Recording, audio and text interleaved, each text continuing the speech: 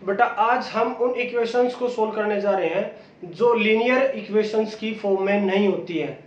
तो उनको या तो रिड्यूस करके किया जाए या किसी और मेथड से किया जाए। तो उनको कैसे सोल्व करेंगे? तो एग्जांपल जैसे हमारा फॉर्मेट है 2/x 3/y और इक्वल टू 13। दूसरी इक्वेशन है 5/x - 4/y इक्वल टू -2। तो ये लीनियर इक्वेशन की फॉर्मेट में तो नहीं है। तो लीनियर इक्वेशन का फॉर्मेट एक्चुअल था क्या? वो फॉर्मेट था ax + by + c = 0। तो यही था लीनियर इक्वेशन का फॉर्मेट। तो ये तो नहीं है। तो इसको इस फॉर्म में रिड्यूस करके किया जाए या इसके विदाउट किया जा सकता है क्या? तो वो सीखते हैं हम मेथड अब यहाँ पे। ठीक है, तो क्या क्या मेथड है? तो पहले तो 1/x को u पुट कर दिया और 1/y को v पुट कर दिया। तो क्या मिला हमें? 2u + 3v = 13। और दूसरी इक्वेशन को जो पुट किया तो क्या मिला हमें? 5u - 4v = -2। तो ये दो इक्वेशन अब तैयार होगी। अब लीनियर इक्वेशन की फॉर्मेट में अब बन चुकी हैं ये। तो अब इनको किस मेथड से सोल्व किया जाए? मेथड तो हमने सीख लिए। लीनियर इक्वेशन को सोल्व करने के लिए elimination method, substitution method, cross multiplication method, हमने ये मेथड तो सीख लिए। तो अब इन मेथड से किसी मेथड को भी अप्लाई कर सकते हैं हम यहाँ पे। तो मान लिया हमने यहाँ पे इसको सोल्व किया एलिमिनेशन मेथड से, तो किसी एक वेरिएबल को इक्वल करेंगे यहाँ पे। तो इस u को कर लेते हैं। चलो मान लिया इस u को करेंगे तो यहाँ पे 2 है, यहाँ पे 5 है। तो दोनों में से किसी एक को भी डिवाइड नहीं कर सकते, यानी कोई भी एक दूसरे का फैक्टर नहीं है। तो फैक्टर नहीं है तो इसका जो कोफिशिएंट है उसको इससे मल्टीप्लाई कर दो, इसका कोफिशिएंट है उसको इस इक्वेशन से मल्टीप्लाई कर दो। तो यहाँ पे हो गया, इसको तो 5 से कर दिया और इसको 2 से कर दिया। तो यहाँ पे ये क्या मिल गया हमें? 5 2 जा 10u + 15v = 65। और ये मिल गया हमें 10u - 4 2 जा 8v = -4। सब्ट्रैक्ट करेंगे इनको तो साइन चेंज होंगे। 10u और ये कितना मिल गया? 23v = 69। तो v की वैल्यू कितनी आ गई? यहाँ पे 3 आ चुकी है। तो v की वैल्यू आ गई, तो अब u की वैल्यू निकालेंगे। तो u की वैल्यू कैसे आएगी अब? तो u की वैल्यू किसी एक इक्वेशन में पुट कर दो उठा के, चाहे इसमें कर दो चाहे इसमें कर दो। तो पहले इक्वेशन थी अपनी 2u + 3v = 13। तो इस इक्वेशन में मान लिया पुट कर दिया हमने। तो 2u + 3 × 3 = 13।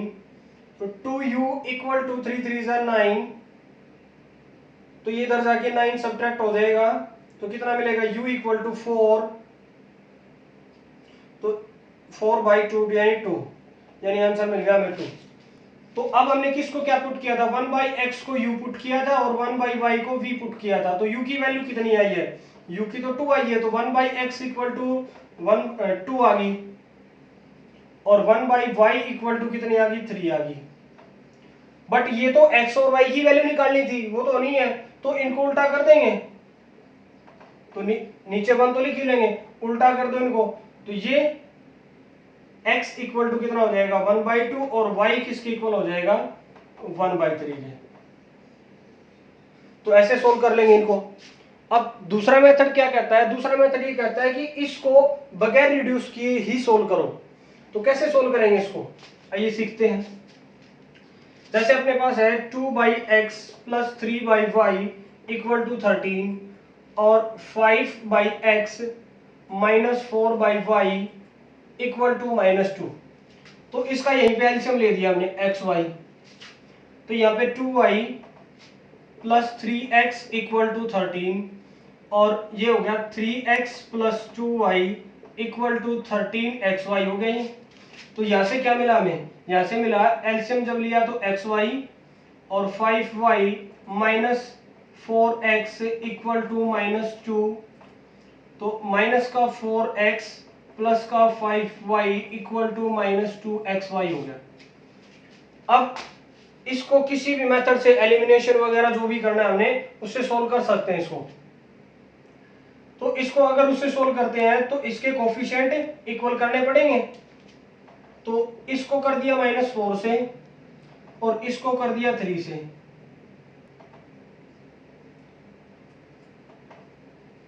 या इसको 4 से भी कर सकते, कोई जरूरी नहीं है। तो 4 3 जा 12x प्लस 4 2 जा 8y इक्वल टू 52xy। और इधर से हमें ये मिला माइनस का 12x प्लस का 15y इक्वल टू माइनस का 6xy। अब इन दोनों को यहाँ पे ले आए, माइनस का 12x प्लस का 15y इक्वल टू माइनस का 6xy। तो अब इनको ऐड करेंगे क्योंकि अपोजिट साइन के साथ में है तो कट गई है। तो कितना मिला हमें 23y इक्वल टू 52 माइनस 6 कितना आ जाएगा 46xy। तो यहाँ पे y से y कट जाएगा, या फिर कहूं मैं x जो वेरिएबल है उसको अकेला रख लो, बाकी जो मटेरियल बच गया उसको इधर ले आए। तो x किसके इक्वल आ गया 23y बाई 46y। तो y से y कट गया और ये आ गया 2। तो x की वैल्यू यहाँ पे आ गई 1/2। तो x की वैल्यू आई है तो y की वैल्यू और निकालेंगे। तो y की वैल्यू कैसे आई, किसी एक इक्वेशन में पुट कर दो उठा के। तो मान लिया इस इक्वेशन में पुट कर रहे हैं हम उठा के, तो x की value -12 into 1/2 plus 15y equal to -6 into 1/2 into y। तो 2 से 3 कट जाएगा, 2 से 6 पे कट जाएगा, -6 plus 15y equal to -3y। अब y वाली टर्म एक तरफ कर ली, नॉन y वाली एक तरफ कर ली, तो 15y plus 3y equal to 6। तो ये हो गया 18y equal to 6 and y equal to 6/18, यानी कितना आ गया 1/3। तो दूसरा मेथड ये है। पहला मेथड 1 तो ये था, दूसरा मेथड है ये सेकंड मेथड। ये कब अप्लाई होगा, जब रिड्यूस नहीं करनी। अगर रिड्यूस करनी है तो ऐसे कर लो, नहीं रिड्यूस करनी तो ऐसे कर लो, तुम्हारी मर्जी है। ठीक है, तो दोनों मेथड सिखा दिए हैं। अब टाइप 2 क्वेश्चन है, ये तो हो गया कि सिंगल वेरिएबल में हो गया कि जो डिनोमिनेटर में सिंगल वेरिएबल अलग अलग आ गया, जब दोनों इकट्ठे आएंगे तब कैसे सोल्व करेंगे उनको। तो तब दूसरे मतलब मेथड है, उससे करेंगे क्या,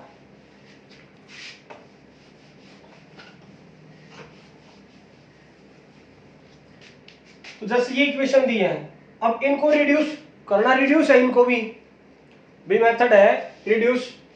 तो किसको रिड्यूस करना है, अब 1/x को तो यहाँ पे रख नहीं सकते क्योंकि 1/x तो अकेला है ही नहीं। तो ये गलती मत करना है यहाँ पे, क्योंकि यहाँ पे डिनोमिनेटर में कंप्लीट में सम दिया हुआ है, अलग अलग करके नहीं दिया हुआ है। तो ये दिया हुआ है 3x प्लस वाई की फॉर्म में दिया हुआ है डिनोमिनेटर, तो इस कंप्लीट को मान सकते हैं, अकेले x को नहीं मान सकते यहाँ पे। तो देखो यहाँ पे 1/3x प्लस वाई और 1/3x प्लस वाई, और यहाँ पे भी 3x माइनस वाई और 3x माइनस वाई, तो दोनों इक्वल दिए हुए हैं।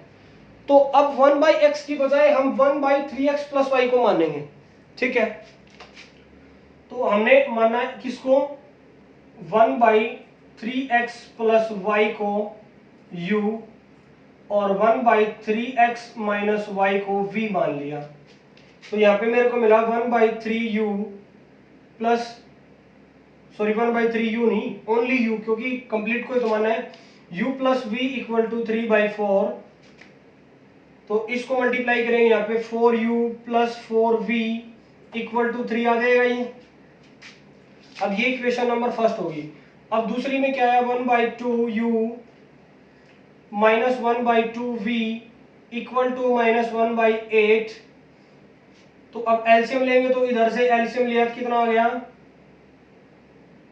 अच्छा एलसीएम इसका कंप्लीट का इधर से भी ले लेते हैं ना, या 2 ही ले लेते हैं चलो।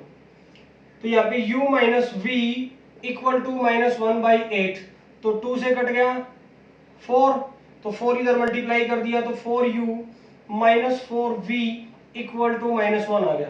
तो ये होगी सेकंड इक्वेशन। ऊपर क्या आया था 4u plus 4v equal to 3।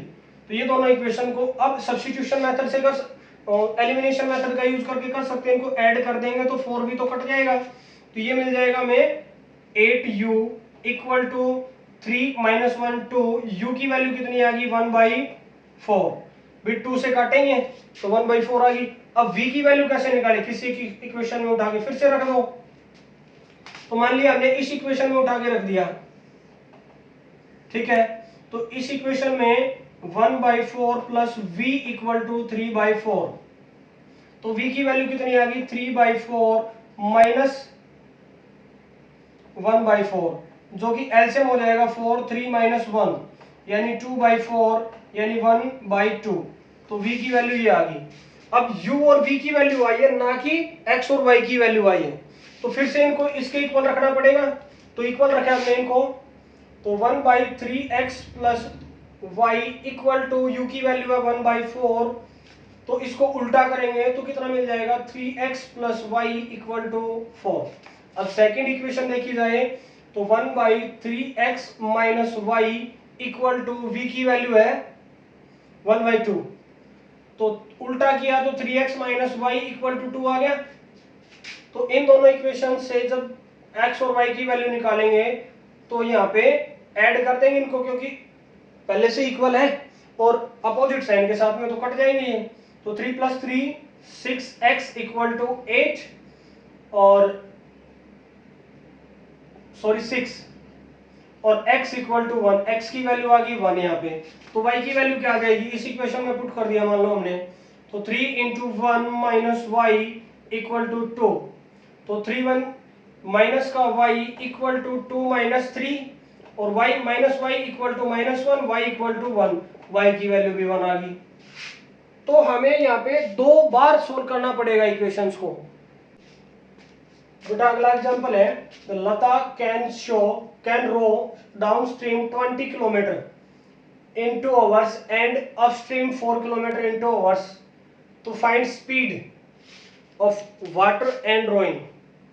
तो देखो कोई तैराक है यहाँ पे, जो लता है वो तैराकी कर रही है, तो यहाँ से जो पानी है वो गिर रहा है यहाँ पे, तो अगर यह पानी यहाँ पे गिर नहीं रहा तो बह इस तरफ रहा है, ऐसे बह रहा है, तो अगर मैं इसके साथ में तैरूंगा तो कुछ तो पानी का बहाव, कुछ मैं तैर रहा हूं तो स्पीड बढ़ जाएगी, ठीक है।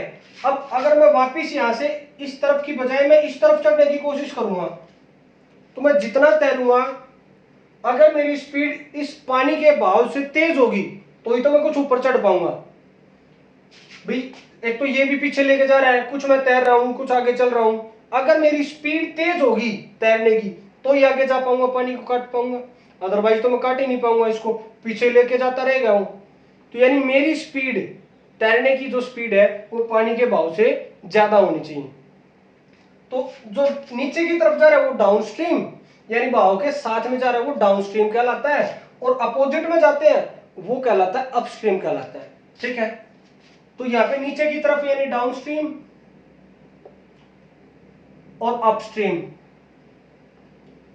डाउन और अप, तो यहां पे स्पीड जुड़ेगी और यहां पे घटेगी, तो यहां पे प्लस होगा, यहां पे माइनस होगा, ठीक है। तो फिर अब पहले तो स्पीड मान लेते हैं इनकी भी, एक तो यहां पे स्पीड माननी है खुद की, मैं किस स्पीड से तैर सकता हूं, मैं किस स्पीड से तैर सकता हूं, मेरी कितनी स्पीड बनती है, और दूसरा ये कि इस पानी का बहाव कितना है, यानी उसकी स्पीड क्या है। तो let speed of rowing in still water, ठहरे हुए पानी की स्पीड तो देखी जाएगी, चलते हुए पानी की तो अलग चीज हो जाएगी ना, कि ठहरे हुए पानी में मैं कितनी स्पीड से तैर सकता हूं, तो वही तो ऐड होगी ना बहते हुए पानी में। तो मान ली x किलोमीटर पर आवर, तो स्पीड ऑफ करंट यानी बहाव की कितनी स्पीड है y किलोमीटर पर आवर, इसकी स्पीड ये है, तो डाउनस्ट्रीम में स्पीड कितनी हो जाएगी, यानी नीचे की तरफ स्पीड इन डाउनस्ट्रीम, डाउनस्ट्रीम में जुड़ेगी बहाव की भी और खुद की भी, यानी दोनों स्पीड x प्लस वाई मिलके किलोमीटर पर आवर तेजी से जाएंगे। तो अगर ऊपर की तरफ यानी अपोजिट में जा रहे हैं तो speed of upstream, speed in upstream, ऊपर चढ़ते हुए तो कितनी होगी भी? अगर पानी के बहाव की ज्यादा होगी तो मैं चढ़ ही नहीं पाऊंगा, तो बैक में जाएगा, यानी मेरी स्पीड ज्यादा होनी चाहिए। तो x की यानी स्पीड ऑफ रोइंग, तैरने की स्पीड ज्यादा होनी चाहिए, तो x minus y kilometre per hour आएगा। तो अब केस 1 में डाउन स्ट्रीम में वो कितना किलोमीटर जा रहा है? 20 किलोमीटर जा रहा है। कितने टाइम में? 2 आवर्स में जा रहा है। तो केस 1 में लिया हमने केस फर्स्ट डाउन स्ट्रीम का। तो डाउन स्ट्रीम में अब हमें पता है कि टाइम, डिस्टेंस और स्पीड, इन तीनों का एक रिलेशन होता है। क्या होता है कि distance upon time equal to होता है स्पीड, या इसको इधर ले आऊं स्पीड और इक्वल आता है टाइम के। ठीक है, तो फर्स्ट केस में क्या कहा कि 20 किलोमीटर जाने में उसको 2 घंटे लगे, तो उसकी स्पीड क्या थी? स्पीड थी डाउन स्ट्रीम वाली x प्लस वाई, तो 2 से 10, यानी यहां पे मिला x plus y equal to 10। तो इसको मान लिया हमने इक्वेशन फर्स्ट। ठीक है, दूसरे केस में अपस्ट्रीम वाला, तो अपस्ट्रीम वाले केस में क्या मिलेगा हमें? कितनी दूर गया? 4 किलोमीटर ही जा पाया वो। कितने टाइम में जा पाया? 2 घंटे में जा पाया वो। यानी स्पीड कितनी थी? x माइनस वाई थी, तो 2 2 जा, यानी यहाँ पे x minus Y equal to कितना आ गया? 2। ये हो गया इक्वेशन नंबर सेकंड। 2 इक्वेशन बनी अब ये। अब इक्वेशन बनने के बाद इसको सोल्व करेंगे। तो यहाँ पे हमने क्या किया? x plus y equal to 10, दोनों को ऐड कर दिया। ऐड करके एलिमिनेट करेंगे y को, तो x plus x 2x equal to कितना हो गया? 12। तो यहाँ से x की वैल्यू कितनी आ गई? 6। x की वैल्यू 6 आ गई। तो y की वैल्यू की अब इस इक्वेशन में पुट करते हैं। y की वैल्यू निकालने के लिए हमने कौन सा मेथड यूज किया है? एलिमिनेशन मेथड यूज किया है। ठीक है, x की वैल्यू आ गई 6, तो अब x की वैल्यू को इस इक्वेशन में रख दो या इस इक्वेशन में रख दो, किसी एक इक्वेशन में उठा के रख दो। तो मान लिया हमने इसमें रख दिया, तो आ गया 6 plus y equal to 10 and y equal to 10 minus 6 equal to 4। तो उसकी स्पीड कितनी है? स्टिल वाटर में कितनी स्पीड है उसकी? उसकी स्पीड है 6 किलोमीटर पर आवर। और बहाव की स्पीड कितनी है, यानी कितनी पानी कितनी तेजी से बह रहा है? 4 किलोमीटर पर आवर। क्लियर है स्टूडेंट्स? तो ये तरीका हमने अप्लाई करना है, ये वाला। डाउन स्ट्रीम में, अप स्ट्रीम में, दोनों में स्पीड का डिफरेंस आएगा। ठहरे हुए पानी की स्पीड माननी है भी, हम ठहरे हुए पानी में कितना तैर सकते हैं और उसकी करंट की स्पीड कितनी है, बहाव की स्पीड कितनी है। ठीक है, तो ये अलग अलग केस बनेंगे, ये नहीं कि सीधा इसी को रख दो और इक्वेशन बना दो, तो हो जाएगा गलत। तो सेकंड एग्जांपल में हमने टाइम और वर्क उससे रिलेटेड लिया, मैन टाइम वर्क। तो we 5 men 2 men finished a work in 4 days while 6 men and 3 women finished 3 days। तो अकेले अकेले अगर वो काम करने लगे भाई, अकेला आदमी करने लगे या अकेली औरत करने लगे, तो वो कितने दिन में उसको कंप्लीट कर पाएंगे? तो इस टाइप के क्वेश्चंस में हमने क्या करना है कि कैसे सोल्व करना है इस टाइप के क्वेश्चन में। तो उनमें सोल्व करना है हमने कि इनके एक दिन कंपैरिजन कैसे कब होगा। कंपैरिजन एक दिन का तो हो सकता है भी, किसी की ज्यादा है किसी की कम है, तो या तो घंटे का किया जाए या पर डे का किया जाए। तो यहाँ पे जो डेज में दे रखा है, तो एक दिन की कार्य क्षमता निकालो, वर्क डन जो है एक दिन का कितना यूनिट किया उसने, तो एक दिन में कंपेयर करो, सभी का कंपैरिजन एक दिन में ले आओ कि क्षमता एक दिन की इक्वल रखो, कार्य क्षमता इक्वल रखी जाएगी, कंपैरिजन उनकी कितनी यूनिट काम किया, वर्क डन कितना किया, तो वो कंपेयर किया जाएगा, ना कि डेज कंपेयर किए जाएंगे। ठीक है, तो हमने यहां पे क्या किया, let one women can finish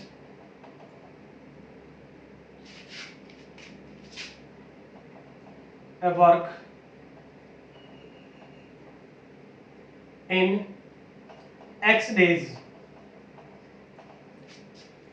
भी अकेली औरत X डेज में कर रही है। मान लिया तुम डेली की एक बाल्टी डाल रहे हो, 10 दिन में तुम एक टंकी को भर रहे हो, ठीक है, यानी एक टंकी भरनी है तुमने, तो डेली की एक एक बाल्टी करके डाल रहे हो तुम, ठीक है। तो टंकी भरी, टंकी जो भरी उसमें भरने के बाद तुमने पर डे का कितना काम किया, टोटल का कितना काम किया, टोटल का तुम्हारा काम कितना हो गया, 10 दिन तक तुमने काम किया, तो टोटल जो एक दिन का काम हुआ तो 1/10 हो गया वो, ठीक है।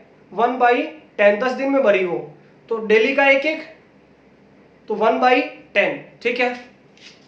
अगर तुम दो भरते जा रहे हो तो उससे कोई मतलब नहीं है, हमें टोटल जो एक दिन का काम किया, एक दिन का काम कितना किया उस पर डिपेंड है। एक दिन का काम हमने टोटल का 10वां हिस्सा किया तो 1/10, ठीक है।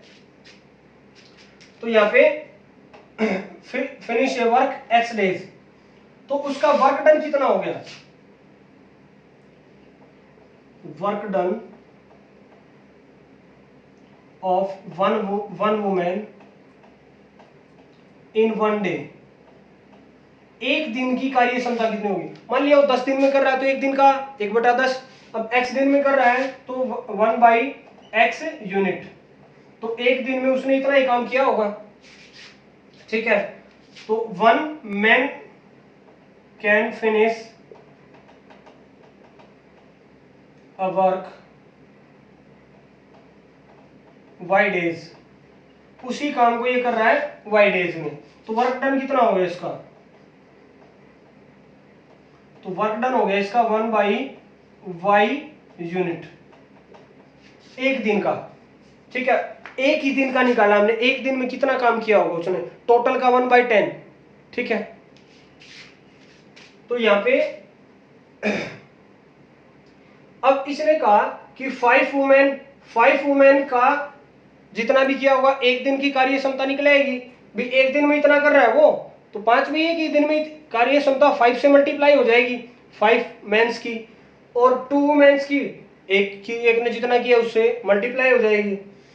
एक दिन का कंपेयर किया तो यहाँ पे दोनों मिलके 4 डेज में कंप्लीट कर रहे हैं, तो एक दिन में कितना करेंगे, 1/4 करेंगे, तो ठीक है। तो केस 1 क्या लिया हमने, case first 5/x multiply 2 by, जब पहले वुमेन है तो कितना आ जाएगा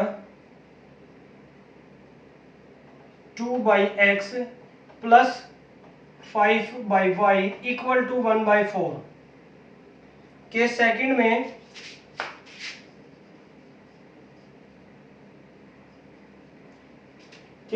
में हम लेंगे 3/x plus 6/y equal to 1/3। तो ये केस बनेगा, इसको को किसी मेथड से अप्लाई कर सकते हैं क्योंकि सिंगल वेरिएबल है, अपॉन में डिनोमिनेटर में सिंगल है, एडिशन सब्ट्रैक्शन नहीं है, तो दोनों मेथड अप्लाई कर सकते हैं यहाँ पे। तो इसको मान लिया हमने कंपेयर किया, सीधा ही सोल्व कर लेते हैं, तो कितना मिल जाएगा 3y plus 6x equal to xy, जब एलसीएम लेंगे तो xy और इधर क्या आ जाएगा 1/3। तो अब इसकी मल्टीप्लाई इधर करेंगे तो 3 3 9y plus 18x equal to xy,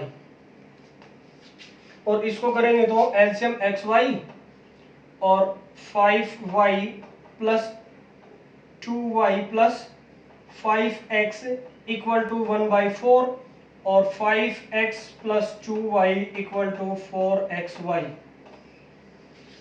तो यही आ जाएगा इसमें, अच्छा 4 ऊपर मल्टीप्लाई होगा, सॉरी इधर मल्टीप्लाई होगा, 4 5 जा 20 और 4 2 जा 8।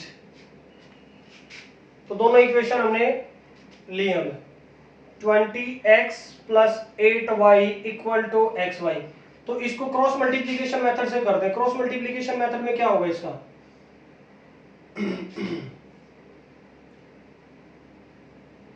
इसको माइनस में इक्वल टू 0 और 18x plus 9y minus x y equal to 0। अभी इसी को ऐसे ही सोल्व कर लेते हैं। तो x y और लास्ट में उसकी जगह एक्स वाई ले लो, इसमें 1 की जगह एक्स वाई लेना है। तो x के अपॉन में क्या क्या लिखना है अब, 8 माइनस 1 20 और 8, यहाँ पे 18 9 माइनस 1 18 और 9।